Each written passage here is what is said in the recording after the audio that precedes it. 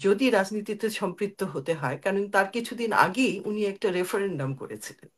সেখানে জনগণ চাইলে তিনি রাজনীতি করবেন অথবা করবেন না, যেটা বিরোধিতা করেছিলেন আমার আব্বা। কারণ উনি বলেছিলেন এটা জিয়াউর রহমান পোশাক পরে করতে পারেন না, নির্বাচন করে নিজেরা টাকা দিতে চেয়েছে। তো এটা হুম। হয় যখন একটা প্রসপেক্টিভ একটা পলিটিক্যাল পার্টি হয়, তখন লোকজন এগিয়ে আসে যে ঠিক আছে, তোমাদের উপর আস্থা আছে, তোমাদের আমরা এই সহযোগিতা করব। তো ফান্ড, একটা পলিটিক্যাল পার্টির ফান্ড রেজ হয় কি করে? আস্তে আস্তে নিশ্চিহ্ন হয়ে যাবে, বড় দলগুলো টিকে থাকে। তো এটা কিন্তু অস্বাভাবিক কোনো পরিস্থিতি না। যখনই একটা মানে উন্মুক্ত একটা রাজনৈতিক পরিবেশ থাকে, তখন এরকম লোকজন হ্যাঁ, অ্যাম্বিশাস হয়, দল তৈরি বুঝতে করে। পেরেছি। আর ফান্ডের ব্যাপারটাও আমি মনে করি যে ফান্ডটা এই ট্রান্সপারেন্সির জন্য আমাদের ডিমান্ড করা উচিত, যে ফান্ডগুলো কিভাবে আসছে। আমি শুধু ওই এখন প্রথমে যে বক্তব্যটা আনতে চাই সেটা হচ্ছে বিএনপি কিংস পার্টি, এটা সম্পর্কে একটা এক্সপ্লানেশন দরকার আছে। বিএনপি ঠিক সেই অর্থে কিংস পার্টি না। এই জন্য বলছি যে এটা কিভাবে করা হয়েছে, যে যখন বিএনপির এই যে প্রক্রিয়া, গণতন্ত্রের উত্তরণের প্রক্রিয়া, এখানে আমার আব্বা মশিউর রহমান যাদু মিয়া ইনভলভ ছিলেন, তো ওনারই প্রস্তাবে এটা শুরু হয় প্রক্রিয়াটা। এবং জিয়াউর রহমান সাহেবের কাছে আমার আব্বা যান প্রস্তাবটা নিয়ে।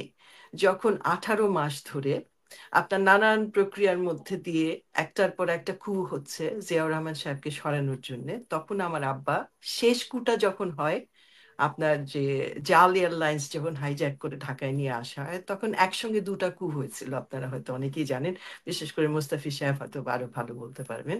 একটা বগুড়ায় হয়েছিল, বগুড়া ক্যান্টনমেন্টটা কিন্তু খুব গুরুত্বপূর্ণ ছিল সবসময় বিভিন্ন কারণে।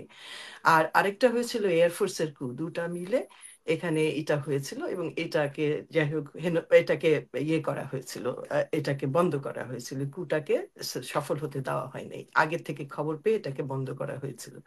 তারপরে ওই রেজিমের মধ্যে একটা এক ধরনের নার্ভাসনেস দেখা যাচ্ছিল, তো এইটা ছিল 18th কু। তো তখন হলো আমার আব্বাটা রাজনীতি করতেন, ভাসানী ইনাপের চেয়ারম্যান ছিলেন তখন আমার আব্বা। মৌলানা সাহেবের মৃত্যু হয়েছিল 1 বছর আগে। তো তখন আমার আব্বা বললেন যে এইভাবে একটা দেশকে ছেড়ে দেওয়া যায় না, উগান্ডার মতো পরিস্থিতি হতে পারে, যেখানে ইদি আমিন একটা মিলিটারি সুবেদার, সে এসে হুম। খুব প্রতিহিংসা পরায়ণ, যা ইচ্ছা তাই করছিল, স্বৈর শাসন। তো তখন আমার আব্বা এই প্রস্তাবটা নিয়ে জিয়াউর রহমান সাহেবের কাছে যায়। এবং ওনার মাধ্যম ছিল শিশু নুরুল ইসলাম শিশু, জিয়াউর রহমান সাহেবের উপদেষ্টা ছিলেন রাজনৈতিক। তো ওনার মাধ্যমে যান এবং এই প্রস্তাবটা দেন, গণতন্ত্রের উত্তরণের প্রক্রিয়া। এবং এখানে একটা কন্ডিশন ছিল আমার আব্বার, যে জিয়াউর রহমানকে যদি রাজনীতিতে সম্পৃক্ত হতে হয়, কারণ তার কিছুদিন আগেই উনি একটা রেফারেন্ডাম করেছিলেন। সেখানে জনগণ চাইলে তিনি রাজনীতি করবেন অথবা করবেন না, যেটা বিরোধিতা করেছিলেন আমার আব্বা। কারণ উনি বলেছিলেন এটা জিয়াউর রহমান পোশাক পরে করতে পারেন না, এটা অ্যান্টাই কনস্টিটিউশনাল। যাই হোক, এরকম পরিস্থিতিতে আমার আব্বার কন্ডিশন ছিল যে তোমাকে মিলিটারি ইউনিফর্মটা ত্যাগ করে রাজনীতি করতে হবে, সিভিলিয়ান হয়ে রাজনীতিতে আসতে হবে, এবং তাই হয়েছিল। তো এখন যদি বিএনপি কে এই ছেলেরা বলে যে কিংস পার্টি, এখানে একটা একটা গ্যাপ আছে, ইনফরমেশন গ্যাপ আছে, তারা জানে না আসলে এখন বিএনপি তা কি করে। সেখানেও তো লজিক আছে যে গোয়েন্দা সংস্থাকে ব্যবহার করা হয়েছিল তখন। না, তারপরে উনি ইউনিফর্ম খুলে এসেছেন আর নাহি তার পথ ছেড়ে এসেছেন। হ্যাঁ, তো ঠিক আছে, তো এটাকে কিংস পার্টি বলা যায় না, তাই না? নাহিদদের যে দলটা হয়েছে এটা কিংস পার্টি হতে পারে, যে রিমোটলি হয়তো যারা এখন প্রশাসনে আছে বা সরকার পরিচালনা করছে তারা হয়তো এনকারেজ করছে, এটা হতে পারে। এটা রিমোটলি তো অনেক কিছুই হয় সারা বিশ্বে, আপনি দেখেন যে কোনো পরিবর্তন, যে কোনো সৃষ্টির পেছনে অনেক কিছু থাকে, একটা সহজে কোনো কিছু হয় না। এই যে আপনার যে এই যে গণ অভ্যুত্থান বলেন বা বিপ্লব বলেন, এটাও যে হয়েছে এটা তো একদিনে হয়নি, এটার একটা পরিস্থিতি ছিল, এটাকে আস্তে আস্তে আস্তে হয়েছে অনেক কিছু, অনেক অনেক অনেক কিছু এটাকে এনহ্যান্স করেছে, বা এটাকে তৈরি করেছে, এইটার পেছনে অনেক কিছু কাজ করেছে, অনেক মহল কাজ করেছে, দেখেন। এবং সেই $29 মিলিয়ন কথা যেটা শোনা যায় সেটাও নাকি এই পারপাস খরচ হয়েছে, অনেকে বলছেন আর কি, না, অনেকে। সেটা সেটা ধরেন আমি ফান্ডের ব্যাপারটাকে অন্যভাবে দেখি। আমি জানি, কারণ দেখেন আমি একটা নির্বাচন করেছিলাম, আমার কাছে লোকজন এসেছিল প্রথম যখন নির্বাচন করে নিজেরা টাকা দিতে চেয়েছে। তো এটা হুম। হয় যখন একটা প্রসপেক্টিভ একটা পলিটিক্যাল পার্টি হয়, তখন লোকজন এগিয়ে আসে যে ঠিক আছে, তোমাদের উপর আস্থা আছে, তোমাদের আমরা এই সহযোগিতা করব। তো ফান্ড, একটা পলিটিক্যাল পার্টির ফান্ড রেজ হয় কি করে? কতগুলো উপায় আছে, যেমন বিএনপি সদস্য পদ থেকে অনেক পয়সা আসে। তারপরে বিএনপির যারা আছে, যেমন ধরেন বিদেশে আমেরিকায় দেখেন, আমেরিকার পলিটিক্যাল পার্টিগুলো কিভাবে ফান্ড রেজ করে, জনগণের কাছে চায় 1 টাকা 2 টাকা। আমার কাছে তো কিছুদিন, কয়দিন পর পর ওরা পয়সা চাঁদা চায়। আমি যদিও তাদের কোনো সদস্য না, তারপরেও কারণ এরা চাঁদাটা রেইজ করে বিভিন্ন ভাবে। তো এগুলো ট্রান্সপারেন্সি আছে। এইসব দেশে, উন্নত দেশ, এখানে সবাই শিক্ষিত লোকজন রাজনীতি করে, অ্যাকাউন্টেবিলিটি আছে এখানে। আপনার যে গণতান্ত্রিক যে সেফটি কুশন গুলো আছে, কেউ ওইভাবে একটা মানে দুর্নীতি করে রাজনীতিতে সম্পৃক্ত থাকতে পারে না, বেরিয়ে যায় কোনো না কোনো ভাবে। হুম। তো আমাদের দেশেও কিন্তু ওরকম একটা প্রক্রিয়া, ফান্ড রেইজ হয়। তো ফান্ড রেইজ হবে, এটাই স্বাভাবিক। খালি দুর্নীতি করে যেন এটা না আসে, সেটা আমাদের খেয়াল করা দরকার আমি মনে করি। তো ফান্ড রেজিং এর প্রক্রিয়াগুলো সম্পর্কে কিন্তু এটা খুব গুরুত্বপূর্ণ, কারণ এটা নিয়ে জি। নানান তার রকম মানে বই। মানে মানে ছাত্রদের যে ফান্ড, সেই ফান্ডের কথা বলছেন নাকি এই যে গণ অভ্যুত্থানের সময় বা বিপ্লবী না, সময় যে আমি পুরো ফান্ড? পুরো আমি সাধারণভাবে বলতে চাচ্ছি, রাজনৈতিক দলগুলোর ফান্ড কিভাবে রেইজড হয় এই কথাগুলো তুলতে চাচ্ছি। এটা খুব একটি সেই গুরুত্বপূর্ণ অর্থে আপনি বিষয়। বলতেছিলেন যে কিংস পার্টির কথা, যে অর্থে এই দল কিংস পার্টিকে তাহলে BNP kings kings party party, না, সেটা আপনি বলছেন, কিন্তু না এই আমি দল বলছি কিংস বিএনপি কে পার্টি। কিংস পার্টি বলা যাবে কি না, এটা এই বিষয়টা আমি সামনে তুলে ধরতে চাই। এটা যারা, যদি বিএনপির সত্যিকারের তৈরি হওয়ার ইতিহাসটা মানুষ জানে, তাহলে তাদের বিবেচনা করতে হবে তারা বিএনপি কে কিংস পার্টি বলবে কিনা। কারণ বিএনপি কিন্তু এককভাবে করেনি, অনেকগুলো রাজনীতি। বিএনপির প্রথম স্টেপ ছিল একটা রাজনৈতিক একটা যেমন ওরা বলেছে ফ্রন্ট তৈরি করা সমমনা দলগুলোকে নিয়ে। আপনি জানেন 6টা দল নিয়ে, মূলত 6টা, আরো ছোট ছোট বেশ কিছু দল এসে যুক্ত হয়ে ফ্রন্ট হয়েছিল, প্রথমে জাতীয়তাবাদী ফ্রন্ট। এটা গণতন্ত্রের উত্তরণের প্রক্রিয়ার প্রথম স্তর ছিল, যেখানে আপনার জাগদল নামে যে দলটা করা হয়েছিল, এটা জিয়াউর রহমান সাহেবের জন্য করা হয়েছিল, কারণ উনি তো রাজনৈতিক ব্যাকগ্রাউন্ড ছিল না, ওনার দল ছিল না, সুতরাং ওনার জন্য একটা নতুন দল করা হয়েছিল। ওই দলটা ছিল এই ফ্রন্টের একটা কম্পোনেন্ট দল, এই যে জাতীয়তাবাদী ফ্রন্ট হয়েছিল। তো সুতরাং দেখেন, এক এক মানে এক সেই অর্থে বিএনপি কে আসলে, সরাসরি ভাবে বিএনপি বিএনপি হয়নি, এটা আর প্রক্রিয়ার এই মধ্য দিয়ে দলকে আপনি বিএনপি কিংস হয়েছে। পার্টি বলবেন, এই দলকে যে দল হয়েছে?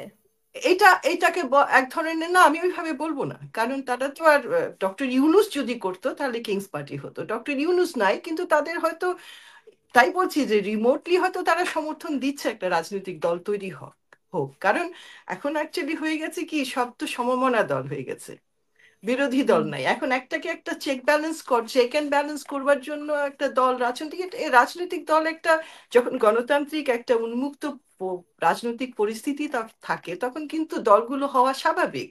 অনেকগুলো দল হতে পারে। এক সময় হয়েছিল, জিয়াউর রহমান সাহেবের সময়, আপনার মনে আছে সে সময় কতগুলো দল হয়েছিল, 100 কতটা দল হয়েছিল। বিভিন্ন লোক, তারা ধরেন এখনো তো 2 জন এই যে আমরা সদস্য। শুনেছি যে 16টা দল হয়ে গেছে 6 মাসের মধ্যে। এর মধ্যে এটা হয়, এটা স্বাভাবিক। এটাকে, এটা কিন্তু এটা থোপে টেকে না, এই কারণে যে এটা এটা তো লম্বা একটা একটা কোর্স, তাই না? এই প্রক্রিয়ার মধ্যে দিয়ে যখন যাবে, তখন দেখবেন ছোট ছোট দলগুলো আস্তে আস্তে নিশ্চিহ্ন হয়ে যাবে, বড় দলগুলো টিকে থাকে। তো এটা কিন্তু অস্বাভাবিক কোনো পরিস্থিতি না। যখনই একটা মানে উন্মুক্ত একটা রাজনৈতিক পরিবেশ থাকে, তখন এরকম লোকজন হুম। অ্যাম্বিশাস হয়, দল তৈরি নিশ্চয়ই, করে। নিশ্চয়ই। আর ফান্ডের ব্যাপারটাও আমি মনে করি যে ফান্ডটা, এই ট্রান্সপারেন্সির জন্য আমাদের ডিমান্ড করা উচিত যে ফান্ডগুলো কিভাবে আসছে তাদের একটা ট্রান্সপারেন্সি থাকা উচিত, যেমন এইসব দেশে থাকে, উন্নত দেশে থাকে। আর বিএনপির যে ব্যাপার বলছেন, যে বিএনপিরও ফান্ডের ওই যে নির্বাচন। ডোনারের একটা, আমরা জানি যে একটা হুম। বিএনপির ভেতরেই কিছু ডোনারের লোকরা আছে, তারা নির্বাচনের কথা দলকে যদি একটু বলতেন, বিএনপি নির্বাচনের কথা বলছে বারবার, বিএনপির কথা বলা হচ্ছে যে বিএনপি কে বসানোর জন্য বা আরেক দলকে বসানোর জন্য নির্বাচন আহ, করার জন্য আসলে বিপ্লবটা হয়নি বা গণ অভ্যুত্থান হয়নি। না, অবশ্যই আমরা তো আপনি আগে আরেকটা, বলুন। বাংলাদেশের মানুষ তো আরেকটা স্বৈরাচারী সরকার চায় না। কিন্তু বিএনপি যে স্বৈরাচার, তার তো কোনো প্রমাণ নাই এখন পর্যন্ত। আমরা ধারণা করে নিচ্ছি যে হয়তো বিএনপিও ক্ষমতায় গিয়ে আওয়ামী লীগের মতন স্বৈরাচার হবে, কিন্তু এটার তো এখনো কোনো প্রমাণ নাই। এটা তো এক ধরনের অনেকের সন্দেহ বা ভয় বা একটা আশঙ্কা আছে যে হতেই পারে, কারণ বিএনপিতেও সেন্ট্রালাইজড একটা। কিন্তু বিএনপির কথা আপনি চিন্তা করেন, বিএনপি সম্পর্কে আমরা জানি না। বিএনপির যে স্ট্যান্ডিং কমিটিটা আছে, দেখেন আপনি যে কোনো সিদ্ধান্ত যাই হোক না কেন, বিএনপির স্ট্যান্ডিং কমিটি ছাড়া কোনো সিদ্ধান্ত কিন্তু নেওয়া হয় না। এই যে মাল্টিপল লিডারশিপের একটা কনসেপ্ট, এটা কিন্তু দেয়া হয়েছিল বিএনপি সেই সময় থেকে। এটা প্র্যাকটিস হচ্ছে, হয়তো সেভাবে হচ্ছে না, কিন্তু এখনো আমরা জানি যে আর কনস্টিটিউশন নিয়ে বা সেকেন্ড রিপাবলিক নিয়ে আমি বলতে চাই যে দেখেন আমেরিকার কনস্টিটিউশন আপনি চিন্তা করেন, 11 বছর ধরে তারা আমেরিকার কনস্টিটিউশন বানিয়েছে। ইট টুক দেম 11 ইয়ার্স টু ওই বাংলা আমেরিকার কনস্টিটিউশন তৈরি করতে। বাংলাদেশে 1 বছরে কোন রকম গণভোট, কোন রকমের পিপল ম্যান্ডেট ছাড়া যে কনস্টিটিউশনটা হয়েছে, সেই কনস্টিটিউশনটা তো গ্রহণযোগ্য ছিল না। আপনারা হয়তো জানেন, যখন এই কনস্টিটিউশনটা প্রমালগেট করা হলো তখন ভাসানী ন্যাপ হরতাল হুম। ডেকেছিল। হরতাল ডেকেছিল এটা বিরুদ্ধে, কারণ এটা জনগণের শাসনতন্ত্র তৈরি করা হয়নি। এতে এই কথাগুলো, এই এক্সাম্পল গুলো কিন্তু দরকার, এই ইনফরমেশন গুলো মানুষের জানা দরকার। কারণ আমরা হুম। ইতিহাসের বইগুলো যে পড়াশোনা করি, আমি দেখেছি ছেলেরা যে এই ছেলেদের একটা লাইব্রেরি বানিয়েছে ওদের অফিসে, আমি গেছিলাম একদিন। তো ওরা কিন্তু পড়াশোনা করতে চেষ্টা করে, কিন্তু এই তথ্যগুলো তো আপনার বইয়ের মধ্যে আমি কোথাও দেখি না। এই তথ্যগুলো আপনি পত্রিকা ঘাটলে হয়তো পাবেন, কিন্তু এই তথ্যগুলো, ইনফরমেশন গুলা কালেকটিভলি কোথাও পাবলিশড হয় না, এখনো হয়নি। সেজন্য যে যে বিএনপি তৈরির ইতিহাসটা আপনি কোথায়, আপনি কি কোথাও দেখছেন আছে? আমি কোথাও দেখি না। কিন্তু আসল ঘটনা কি, এখনো অনেক সাক্ষী জীবিত আছে বিএনপি করেন।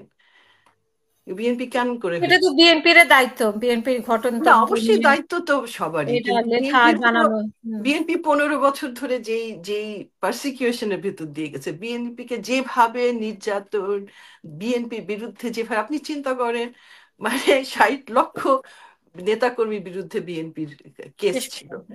তারপরে তাদের উপরে যেরকম স্ট্রিম রোলার চালানো হয়েছে, বিএনপি তো সেই সময় সুযোগটা পায়নি। আর একটা আছে না ব্যাপারগুলো, যে বেগম জিয়া ক্ষমতা এসছেন, উনিও রাজনীতিতে ছিলেন না, she was A compromise leader and she was so successful. বাংলাদেশে এখন 1 নম্বর সব থেকে জনপ্রিয় নেতা হচ্ছে বেগম খালেদা জিয়া, তাই না? তো ওই যে সময়গুলা খেয়াল করতে হবে। তারপর এমন একটা পরিস্থিতিতে ওনাকে জেলে দিল, কিরকম কিরকম ভাবে ওনাকে মানে শারীরিক, মানসিক এবং রাজনৈতিক ভাবে তাকে তাকে নির্যাতিত করা হলো। তারপরে যে সময়টা, বিএনপি হয়তো সেই সময়টা এখনো পাচ্ছে না, হয়তো সামনে সামনে সময় আসবে, কারণ এখন তো প্রশ্নগুলো খুব নতুন করে এবং খুব শক্তভাবে বেরিয়ে আসছে। প্রশ্নগুলো আসছে এখন, এই জবাবদিহিতা করতে হবে প্রত্যেককে, তাই না? এখন আসবে সময়টা, আমাদের আরো পজিটিভলি দেখা উচিত। তবে আমাদের প্রতিপক্ষ, আমাদের প্রতিপক্ষ কিন্তু উঠে পড়ে বসে আছে, কারণ তাদের আত্মে ঘা লাগছে, তাই না? কারণ ভারতের, আপনি চিন্তা করেন জিওগ্রাফিক্যালি ভারত বাংলাদেশের উপরে নির্ভরশীল। বিশেষ করে তাদের যে 7টা রাজ্য আছে, এই 7টা রাজ্যকে টিকিয়ে রাখার জন্য বাংলাদেশ তাদের জন্য খুবই জরুরি। এই কথাগুলো আমাদের খুব খুব খুব গভীরভাবে অনুধাবন করা দরকার, যে ভারত কেন বাংলাদেশকে ছাড়তে চায় না এবং ছাড়বেন না। কারণ ভারতের, আপনি চিন্তা করেন ভারতের নরেন্দ্র মোদী আমেরিকায় এসে তার মূল বিষয়টা ছিল বাংলাদেশ, জি। আর মূল বিষয় নিয়ে আলাপ করেছে যে বাংলাদেশ। কিন্তু আমেরিকা মানে আমাদের ব্লেসিং ইন ডিসগাইজ হচ্ছে ডক্টর ইউনুস, তার যে ভার, তার যে নামের ভারটা অন্তত সেটাতে আমাদের বাঁচিয়ে দিচ্ছে। এই অন্তত ভারতের আগ্রাসন এবং ভারত যে আমাদের সরাসরি আক্রমণ করতে পারছে না, এটার মূল কারণ হচ্ছে ডক্টর ইউনুসের নাম এবং তার ইমেজটা। তো এগুলোর জন্য আমরা অসংখ্য বেঁচে আছি। ধন্যবাদ। তা আমাদের সবসময় সচেতন থাকা দরকার যে আমাদের প্রতিপক্ষ কে এবং কেন তারা আমাদের পিছনে লেগে আছে। ধন্যবাদ।